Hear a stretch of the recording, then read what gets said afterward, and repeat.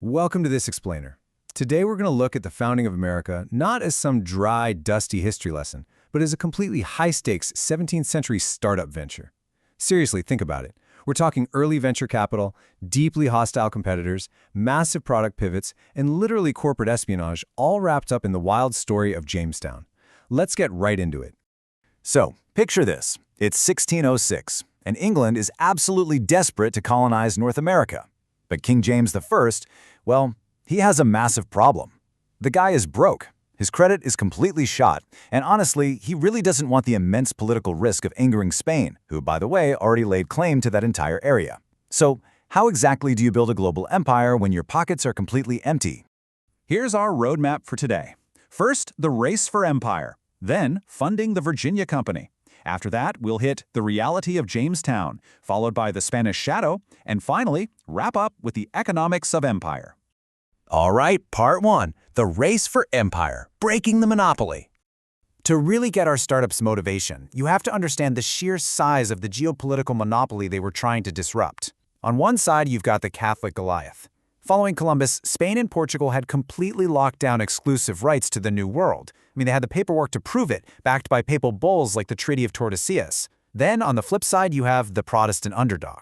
Following the Reformation and Queen Elizabeth's excommunication back in 1570, England was really pushed to challenge this sort of universal papal authority. The crucial takeaway here, Protestantism essentially pushed England right across the ocean to America. They viewed maritime expansion as this combined divine and economic mandate to directly counter those ultra-wealthy Catholic empires. Moving on to part two, funding the Virginia Company, seed capital, and crowdfunding. Now, to actually raise the capital, King James chartered the Virginia Company of London using what is essentially the 1600s version of venture capital, the joint stock company. This was brilliant because it allowed investors to pool their money to fund the venture, meaning they'd share the immense financial risks, but also, the potential for massive profits. For the Crown, the structure was a total game changer. It allowed them to reap all the benefits of colonization. We're talking access to natural resources, establishing new markets, without actually footing the bill or risking absolute financial ruin if the whole thing went belly up. Plus, people from all sorts of different classes could buy a share and actually get a voice in how the company was run. But, of course, what happens when those initial stock sales inevitably dry up? Well, 2 shillings and 6 pence. That is literally all it took. When traditional investment slowed down, the company had to pivot, and they pivoted to 17th century crowdfunding through public lotteries. For that incredibly low ticket price, everyday citizens suddenly had a chance at winning massive prizes, like a fair plate valued at a whopping £1,000. It didn't take long for the venture to become completely dependent on this system. These lotteries were essentially the only thing keeping the company afloat. They were generating massive revenue, expecting to bring in something like £8,000 in 1621 alone. But much like some of the modern crowdfunding scandals we see today, they faced severe public backlash. People claimed the lotteries were actually impoverishing local towns. And because of that, Parliament ultimately stepped in and banned them completely. Okay, part 3. The reality of Jamestown, a brutal product launch. Let me tell you, when these colonists actually hit the literal swampy ground of Virginia, this startup was immediately pushed to the brink of total collapse. They get the royal charter in 1606, right? By 1607, they arrive, but it's in this swampy, malarial, just awful location. Then, by 1609, absolute disaster strikes. A Powhatan Indian siege kicks off what became known as the Starving Time. This completely brutal period reduced a population of hundreds down to just 60 ragged survivors. Between the poor management, zero incentives, and native hostility, they were almost entirely wiped out. But then, out of nowhere, they were saved by the ultimate product pivot. In 1612, John Rolfe introduces a new, highly profitable, superior strain of tobacco. And that single crop, it literally saved the entire venture. Even with tobacco taking off, though, they were still bleeding cash. So to stop hemorrhaging money, the company initiated the 1618 Great Charter Pivot. It was pretty brilliant, actually. They leveraged their one and only abundant asset, land.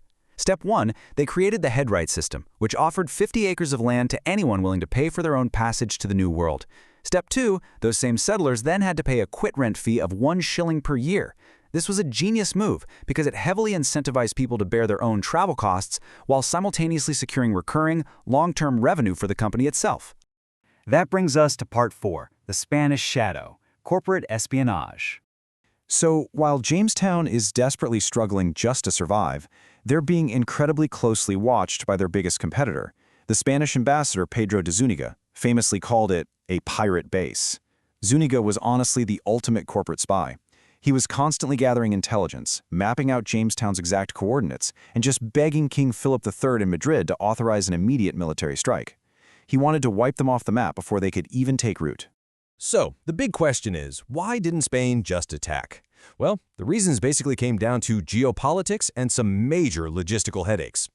First, Spain was adhering to this new political theory called reason of state. They were also heavily prioritizing these super delicate, ongoing peace negotiations with the Dutch. Plus, on a purely practical level, trying to maintain a military action 3,000 miles away across the Atlantic Ocean, absolute nightmare. So, astonishingly, Spain just decided to let diplomacy play out. They settled for these kind of powerless, angry warnings, which ended up giving the English the exact breathing room they desperately needed to establish a real foothold in North America.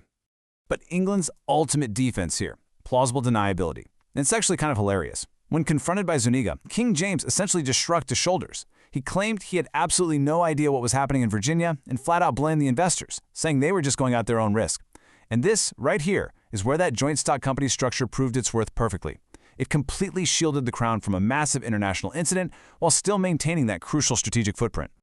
And finally, Part 5, the economics of empire, the final business model. Fast forward to 1624. After enduring horrific losses, the Virginia Company finally goes bankrupt, and the Crown steps in to take direct control.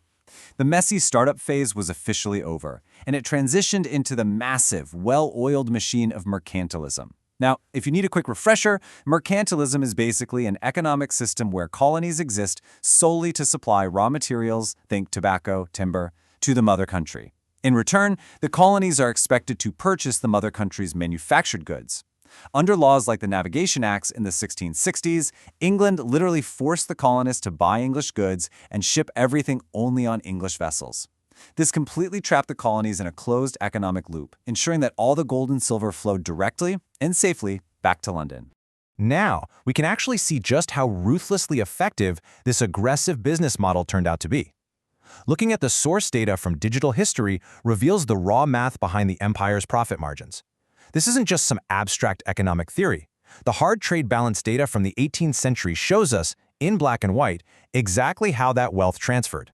Check out the massive shift in these trade balances over a span of just 60 years. Back in 1700, the colonies actually had a trade surplus of over 54,000 pounds. By 1730, that surplus shrinks all the way down to just 5,700. But then, look at 1760. The colonists were suddenly buying vastly more manufactured goods from England than they were ever selling back in raw materials. The result? A staggering 1.85 million pound deficit. To put that in perspective, this massive gap literally drained the colonies of their hard currency, their gold and silver, just to make up the difference. So, the bottom line is that this system was fundamentally designed to enrich the mother country, completely at the expense of its colonial startup. I want to leave you with an open question to think about. Were the colonists truly hurt by these strict mercantilist laws, or was all of this just the necessary, unavoidable cost of doing business within a sprawling global empire? Did this brilliantly successful economic machine actually end up creating the very financial resentment that ultimately sparked the American Revolution?